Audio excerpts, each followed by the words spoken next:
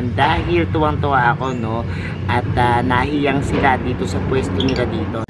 Mga photos, ano, yung mix photos natin, ang kapal na. Kung matatandaan nyo, before, nung ilagay ko dito yan, medyo madalang lang eh, no. Yan, inkilat namin siya kasi ito lang yung variegated na dahon.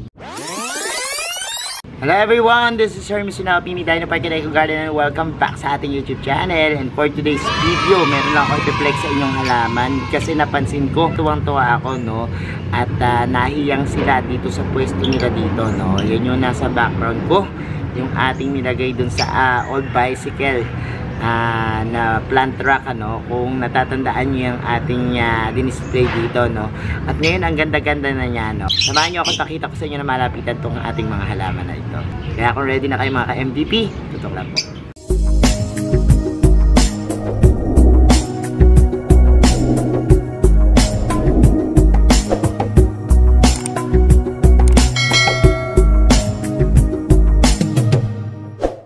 And we're back mga ka-MVP. A month ago nagkaroon tayo dito ng display, yung plant rack natin.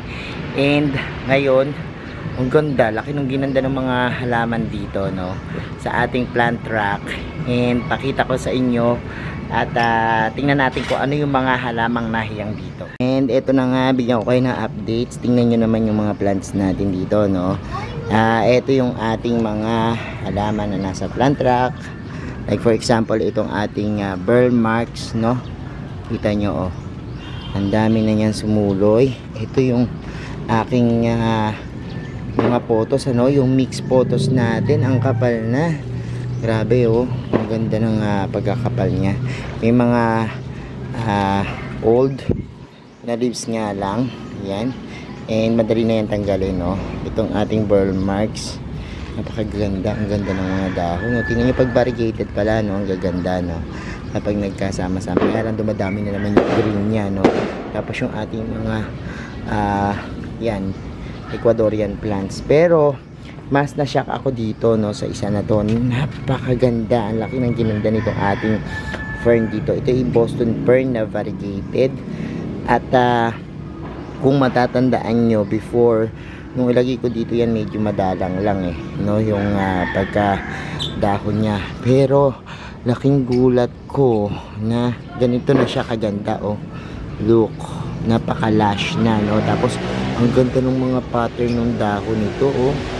Variegated na yellow, green, ano, yung kanyang mga dahon, ano, na talagang nagpapaganda pa sa kanya lalo.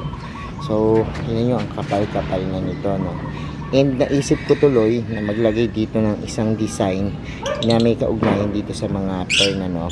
And yan, feeling ko hiyang dito yung mga fern, no.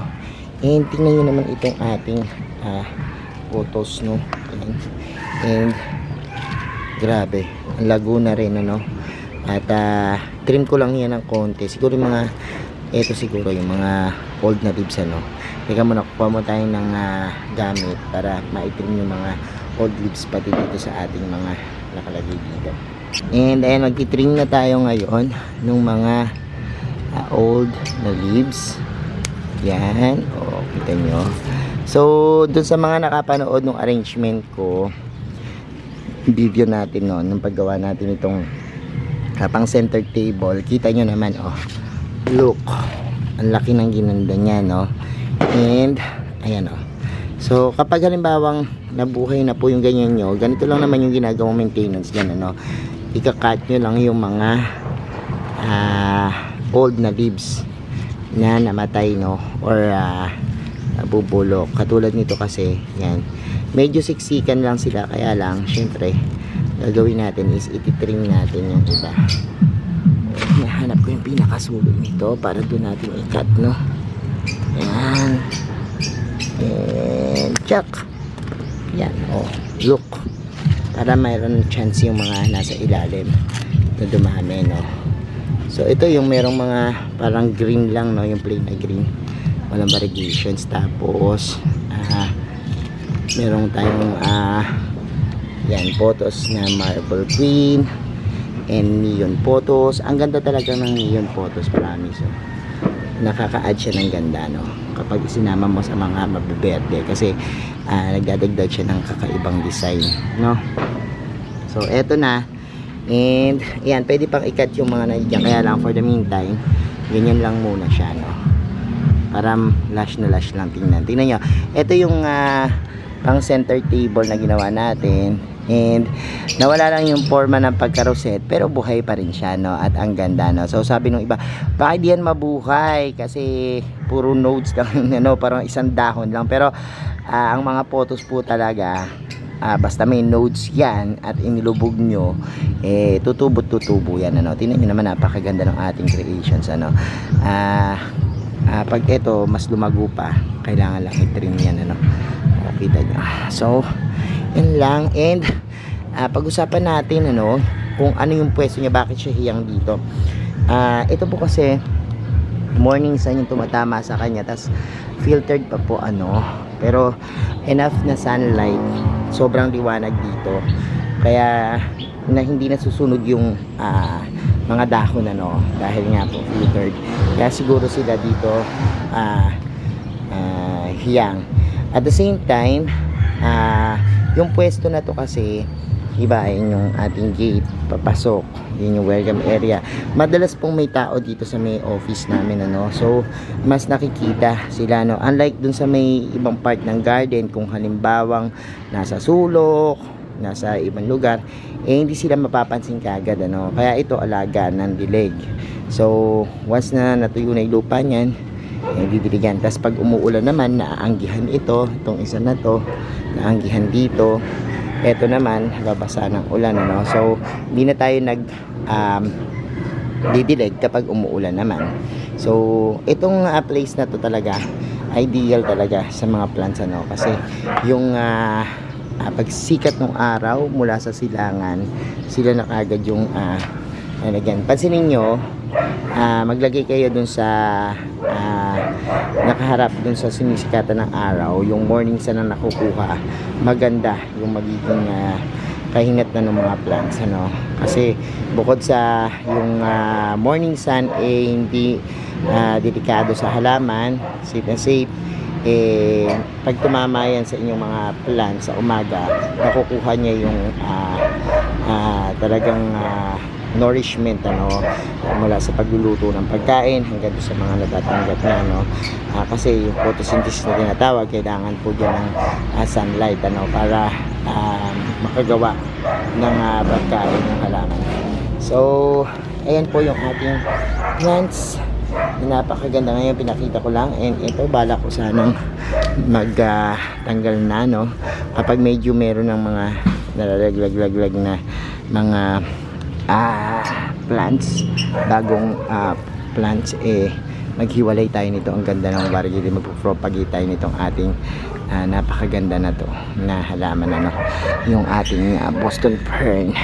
And the same time, magbabawas tayo muna ng mga green naman na burl marks, sa mga susunod na araw. So yan yung gagawin natin. And ito yung cactus ko na gymno, dyan nakalagay. Yan lang naman yung mga plants dito. Meron pa pala dito, no, nakapag-propagate na kami nitong ating yan, yung ating Monstera adansonii na albo. Tapos ito, I think mahaba na rin, malaki na rin itong ating Florida Beauty dito, kaya medyo pwede na rin siyang i-propagate kapag mas lalong lumaki, no. So pakita ko muna na sa inyo propagations naman itong ating Monstera albo. So ito na nga yung propagations ng ating Monstera albo. Ayan, no, kinat namin to kasi green na yung lumalabas sa kanya, no. Yan, and kinat namin siya kasi ito lang yung variegated na dahon, and lumabas sa kanya green, kaya pinutol namin doon para in any case hindi masapawan ng mga green na dahon ng Monstera yung ating Monstera albo, no. So ito, yan, tinabi lang namin dyan yung ating propagations, pero ito buhay na kasi may ugat na to, mga ilang buwan na rin ito, kaya I think meron na tong mga ano. Sana sa mga sumunod, ewan ko lang kung makakapag-develop pa ng white na variegations ito, pero yung mga sumunod kasi green, baka itong mga nandito dito is green na rin ano. Minsan kasi nakikita dun sa pinaka stem, itong stem nito puro green lang yung lumalabas, walang masyadong variations, kaya I think puro green yung lalabas dito, no? Kaya kinat na natin. So yan lang naman yung laman ng ating videos, and thank you sa pag-watch nyo, no, ng ating mga videos, sa pag-like, pag-share, at pag-comment. Sa mga hindi po nagsasubscribe sa ating YouTube channel, to bet na bet yung pigantong usapan plants and gardening, mag-subscribe na po kayo. Huwag nyo po kalimutan i-hit yung notification bell para lagi updated sa aming latest uploads, pati po sa iba't iba nating social media accounts, sa ating TikTok, Instagram, Facebook pages. Search na po Hermes Sunaho or Mini Dino Park and Garden, po makikita nyo na yan. Salamat ng maraming mga ka-MDP, and this is Sir Hermes Sunaho, nagsasabi sa inyo ng happy planting. Bye bye.